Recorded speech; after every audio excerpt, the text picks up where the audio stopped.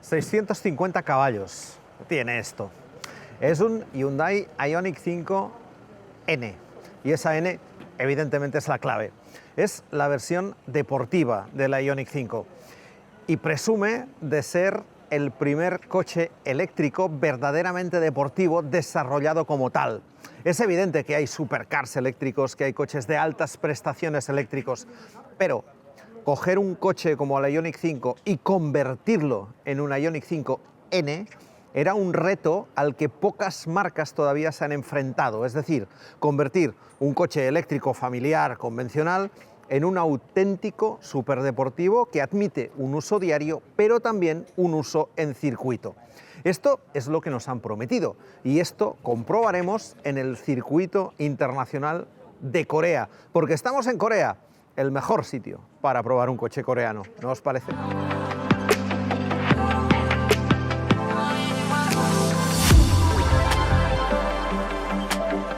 En el Ioniq 5 N, Hyundai ha trabajado en dos ámbitos de mejora. El primero es la aplicación de todas aquellas modificaciones propias de los modelos N, independientemente de su modo de propulsión. Así, se han modificado las dimensiones del coche, que gana 8 centímetros en longitud por la presencia del extractor trasero y 5 centímetros en anchura por la incorporación de una vía más ancha detrás. Además, pierde 2 centímetros de altura al reducirse la altura libre al suelo. Tiene las vías más anchas que cualquier otro Ioniq 5. Tiene llantas de hasta 21 pulgadas, además con los frenos más grandes montados en un Hyundai de serie, 400 milímetros de diámetro delante y 360 detrás. Y tiene algunos elementos como estas canalizaciones de aire aquí en el paso de rueda trasero que le dan, junto con otros elementos, el alerón del techo, que es espectacular, o el extractor trasero, una apariencia realmente de coche deportivo, muy alejada de la Ioniq 5 convencional que conocíamos hasta ahora. Hyundai ha montado además una suspensión más firme y con control electrónico que puede regularse en 3 niveles de dureza. Eso no significa que el coche sea inconfortable, ni mucho menos. El Ioniq 5N puede usarse perfectamente en el día a día sin apenas diferencias con un Ioniq 5 normal en un uso familiar en carretera y autopista. En este sentido, es mucho menos radical cuando circula en modos normal o eco que un Renault Megane Sport o un Honda Civic Type R, ejemplos de modelos de combustión que han recibido modificaciones similares. En el habitáculo se ha aplicado también el tratamiento habitual en este tipo de coches deportivos. Si por fuera este es un coche con aspecto racing, en el interior pasa exactamente lo mismo. Lo primero, lo más destacado, son estos buckets con el logotipo N y con estos pasos para los arneses que ya hacen pensar en un coche claramente deportivo, pero es que además el volante, que es muy chulo, completamente redondo, forrado además en alcántara, estas partes de aquí acolchadas para que apoyemos bien las piernas, un pedalier que es de aluminio y sobre todo los múltiples menús que tiene esta pantalla, que ahora veremos en un poco más de detalle, y que permiten ajustar un montón de cosas, porque los ingenieros que han desarrollado este Hyundai Ioniq 5 N han tenido en cuenta un montón de parámetros para intentar sacarle el máximo rendimiento a un coche eléctrico que pesa mucho cuando lo metemos en circuito. Huelga decir que ni las plazas traseras bastante amplias ni el maletero de 531 litros han sufrido modificaciones, de manera que el N conserva las posibilidades de uso familiar de cualquier Ioniq 5. En carretera no hay excesivas diferencias de comportamiento respecto de una Ioniq 5 más allá de la enorme potencia disponible que proporciona unas aceleraciones y unas recuperaciones espectaculares. Con los 609 caballos de potencia combinada de los dos motores eléctricos y su tracción integral, el coche alcanza los 260 km por hora. Y en aceleración, usando la potencia máxima de 650 caballos y el sistema de launch control, llega a 100 km por hora, desde parado en solo 3,4 segundos. Probamos el coche en Corea, donde los radares son bastante más abundantes que en España, pero tuvimos la ocasión de conducirlo en una zona muy virada, con carretera ancha y muchas curvas rápidas. La sensación es que, además de tener un empuje impresionante propio de cualquier eléctrico de altas prestaciones, el nivel de agarre de este coche con la tracción a las 4 ruedas y el modo Sport activado es altísimo, lo que permite una velocidad de paso por curva más allá de cualquier noción de prudencia. Además, no parece en ningún momento que pese más de 2,2 toneladas, ya que su agilidad está fuera de duda también en curva. Visto que su capacidad en carretera va más allá de lo que una carretera es capaz de proporcionar, solo quedaba probarlo en circuito. Bueno, pues aquí estamos, ya tenemos el disfraz puesto, llevamos casco, el sotocasco y estamos en el pit lane de este circuito internacional de Corea, prestos a conducir este Hyundai Ioniq N en este circuito. Lo vamos a probar en diferentes modos porque este coche tiene un montón de posibilidades de modificar su comportamiento dinámico y lo primero que vamos a hacer es reconocer el circuito para a continuación empezar a tocar cosas para ver exactamente en qué manera cada una de ellas influye en el comportamiento del coche. Vamos a repasar los diferentes parámetros que pueden modificarse en este coche. Y es que este es el otro gran ámbito de mejora del Ioniq 5N con respecto de un Ioniq 5 normal. Los ingenieros de la división N no solo han hecho un N como lo hacían hasta ahora, han hecho un N interviniendo, además, sobre el software, lo que ha obligado a crear un departamento nuevo. Empecemos con el volante. Con el botón azul de la izquierda se activan los modos de conducción normal, eco y sport, hasta ahí todo normal. Con el rojo de la derecha se activa el overboost, que pasa la potencia de 609 a 650 caballos, pura electrónica. Dura 10 segundos y tienen que pasar otros 10 antes de usarlo de nuevo. Como un DRS, pero sin aerodinámica de por medio. Los dos botones de abajo son el de la izquierda para activar el modo N1 configurable, es decir, aquel que más nos guste, y el de la derecha para activar el eShift, que veremos luego. Los modos de conducción deportivos son el modo Sport y el modo N, y luego hay otros dos modo N configurables por el usuario. En todos los modos se modifica la respuesta del motor, la de la dirección, la suspensión, el head-up display, el control de estabilidad, el de tracción y el diferencial trasero de control electrónico. Pero hay más, mucho más. Tenemos, por ejemplo, 3 sonidos diferentes que se escuchan dentro del coche. Fuera apenas se oye nada, aunque hay 2 altavoces externos que se suman a los 8 que meten ruido dentro del coche si queremos. El Ignition, que reproduce el sonido de un coche de combustión, es el más logrado. Los otros 2 agobian un poco.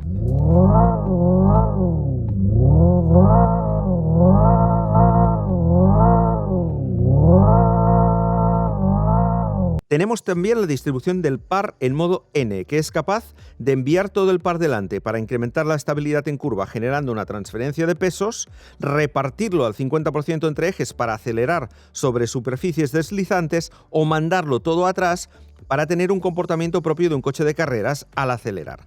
Todo ello electrónicamente. Y luego está el eShift. Bueno, hemos puesto ya el modo N, que es el modo deportivo, y tenemos el eShift conectado. El eShift es algo muy interesante porque es un modo en el que simula una caja de cambios, además con accionamiento manual y con levas detrás del volante, de manera que lo que nos permite es conducir como si condujéramos un coche de competición con cambio secuencial, a pesar de que este coche no tiene cambio. Es decir, lo que se hace es una emulación de lo que sería un cambio con las levas y se conduce con ellas para conseguir una experiencia de conducción prácticamente idéntica, insisto, a la que tendríamos con un coche de combustión, aunque este es evidentemente eléctrico. Además, el sonido que tiene acompaña perfectamente y lo que ha hecho la marca es que ambos elementos juntos consigan realmente esta sensación. Ahora he puesto segunda en este ángulo, acelerando fuerte, tercera, cuarta. La verdad es que el sonido acompaña, es un sonido prácticamente de carreras y el sistema de emulación del cambio hace que realmente se conduzca como si fuera un coche automático con cambio secuencial de carreras. Lo del eShift está tan bien logrado que no solo tienes la impresión de estar conduciendo un coche con cambio y levas, es que en las retenciones y al bajar marchas petardea. Y cuando metes una marcha y aceleras a fondo, si no metes la siguiente, el coche simula un corte de inyección. En un coche sin inyección y sin marchas. Parece que estés conduciendo en la Play, pero metido en un coche de verdad que vuela en circuito. Y es que, además de todo lo anterior, el coche dispone de 3 modos de regeneración de energía adaptados a circuito. Y de la función N-Pedal, que juega con esa regeneración en 3 niveles para, combinándola con la distribución de la potencia entre ambos ejes, El coche tiene, recordemos, 2 motores, uno por eje, y con la respuesta al acelerador permite acelerar la transferencia de pesos y la respuesta lineal del coche en circuito, siempre que el conductor levante el pie del acelerador. El Ioniq 5 dispone asimismo de un sistema de launch control que activa los 650 caballos y al que podemos indicarle si el firme está seco, deslizante o muy deslizante, y si queremos que el motor esté ya en su momento óptimo de par o no antes de acelerar. Todo vía electrónica, por supuesto. Y todavía hay más, porque tenemos una función N-Race que prepara el coche para uso en circuito mediante la gestión térmica de la batería, refrigerando adecuadamente tanto esta última como el motor. En este modo N-Race existen 2 submodos, el llamado Sprint, en el que el coche entrega toda la potencia y se puede usar constantemente el overboost, y el modo Endurance, que reduce ligeramente la potencia para incrementar la autonomía. Y es que la autonomía es el gran talón de Aquiles de este coche. No hay un consumo homologado todavía, pero los ingenieros de Hyundai nos comentaron que el coche llega a dar 2 vueltas a Nürburgring. Cierto es que Nürburgring es muy exigente y se va mucho rato a fondo. En el circuito de Corea tal vez llegaría a la media hora de uso. Pero como se recarga a tope en otra media hora, pueden hacerse tandas de media hora con otra media de descanso sin problemas, en un uso intensivo en circuito. Y si no, nos podemos ir a driftear, porque también hay un modo N-Drift. Nos han recomendado mantener el pedal del acelerador sobre el 50 y tantos % cuando el coche se va. Pasa que hay un sobreviraje importante en el momento en que se va, entonces hay que intentar mantenerlo hasta que se consigue. Pero es muy difícil mantener ese punto justo en el momento en que el coche empieza a deslizar para mantenerlo en periodo de drift. El modo drift no es el modo drift de un Ford Focus RS, por ejemplo, que forzaba el drift a base de enviar todo el par a una única rueda para hacer donuts. Aquí de lo que se trata es de evitar el sobreviraje mediante la electrónica, y lo cierto es que con muchas dificultades los probadores de la marca conseguían mantener el coche drifteando. Pero no sacamos muchas conclusiones, ya que la zona de boxes usada era muy mala, con mucho bache, la adherencia del coche es altísima y cuesta que se vaya, e incluso ellos terminaban trompeando. Drift al margen, este coche es un maquinón. Bajo la discreta apariencia, aunque retocada, de un Ioniq 5 se esconde el primer GTI eléctrico de armas tomar. Un coche con unas prestaciones alucinantes, con una capacidad para ofrecer sensaciones generadas por la electrónica, cierto, pero sensaciones, en definitiva, absolutamente flipantes. Y usable en carretera sin problemas, con una autonomía de unos 450 kilómetros. Y en circuito, con el único inconveniente que, a la media hora, aparece aquello que nunca querríamos ver ni en la Play ni mucho menos en un coche. Un game over, seguido de un recargue la batería. Por favor.